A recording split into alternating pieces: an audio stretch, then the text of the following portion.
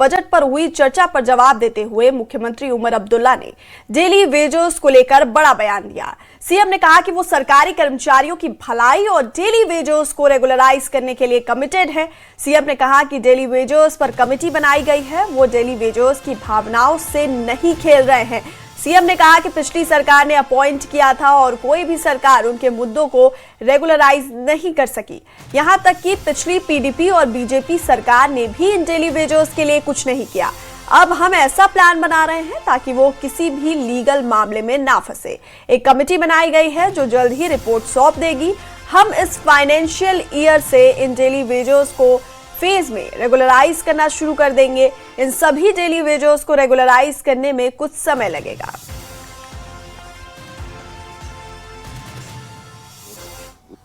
Speaker साहब, मैं अगर इनके साथ और इनके जज्बात के साथ खिलवाड़ करना चाहता तो 3-3.5 साल खामोश रहता।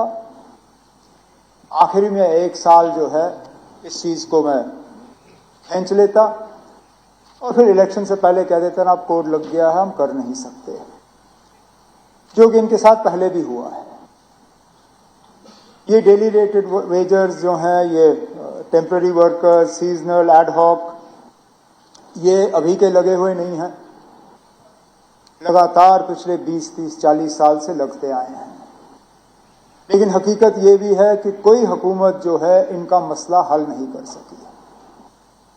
हमने एक पॉइंट तक इसको लाया था, हुकूमत गई, तैयार करके सारा माहौल रखा गया था, पीडीपी बीजेपी के हवाले किया। उन्होंने क्या किया क्या नहीं किया वो खुद जानते हैं। आज बड़ी हमदर्दी जताते हैं इन मुलाजमों के साथ, बड़े बड़े यहाँ पे अल्फाज इस्तेमाल किए जाते हैं, बड़ी बातें की जाती हैं, लेकिन ये नहीं कहते कि इन्होंने खुद क्या किया। लगभग ना होने के बराबर। इनके पास भी फिगर्स हैं, हमारे पास भी फिगर्स हैं। अगर कुछ खास किया होता तो मसला इतना बड़ा बनता नहीं। अब मसला हल हो और इस तरह से हल हो कि ना ये अदालत में फंसे ना फाइनेंस डिपार्टमेंट में फंसे, ये हमारे लिए एक चैलेंज बना हुआ है। क्योंकि हम ये नहीं चाहते कि यहां से कोई पॉलिसी हम अनाउंस करें, अदालत में जाके वो फंसे और इनका काम जो है वहां रुक जाए। इसलिए मैंने हाउस से कहा था कि चीफ सेक्रेटरी की निगरानी में एक कमेटी हम कायम करेंगे। सही, हमने उनको 6 महीने दिया था, लेकिन 6 महीने में वो अपना काम मुकम्मल कर नहीं पाए। उन्होंने वक्त और मांगा, जो हमने कहा ठीक है आप कर लीजिए। लेकिन मैंने बजट के दौरान, पहले तो ऑनरेबल लेफ्टिनेंट गवर्नर साहब के खुतबे के डिस्कशन के दौरान और उसके बाद बजट के दौरान मैंने कहा ना, अब इन लोगों के रेगुलराइजेशन का सिलसिला एक लीगल फाइनेंशियली वायबल तरीके से इंशाल्लाह हम इस फाइनेंशियल ईयर में शुरू करेंगे। सरकारी विभागों पे खाली पड़े पदों को लेकर विधानसभा में सीएम उमर अब्दुल्ला ने कहा कि हमने नई पोस्ट नहीं बनाई है, लेकिन करीब 6000 पोस्ट भर दी है। हम 30,000 से ज्यादा पोस्ट भरेंगे। हम कुछ जॉब्स आउटसोर्स करके कुछ पोस्ट भरेंगे। हमारा काम सभी वैकेंसी को ट्रांसपेरेंट तरीके से भरना है। हम रिक्रूटमेंट प्रोसेस को तेज करेंगे। स्पीकर साहब, ये सही है, हमने कहा है कि हम लोगों को नौकरी में लगाएंगे और शुरुआत भी की।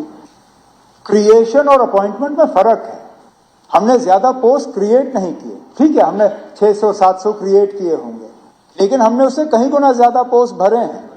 हमने 6,000 6,500 के आसपास जो है पोस्टें भरी हैं। और इस बार फिर मैं अपने बजट की तकरीर को दोहराता हूं, हमने कहा है कि इस साल हम लगभग 30,000 जो है पोस्ट भरने का काम करेंगे। इसके लिए नई क्रिएशन की जरूरत नहीं है, ये खाली पोस्ट हैं। हम इन खाली पोस्ट को भरने का काम करेंगे।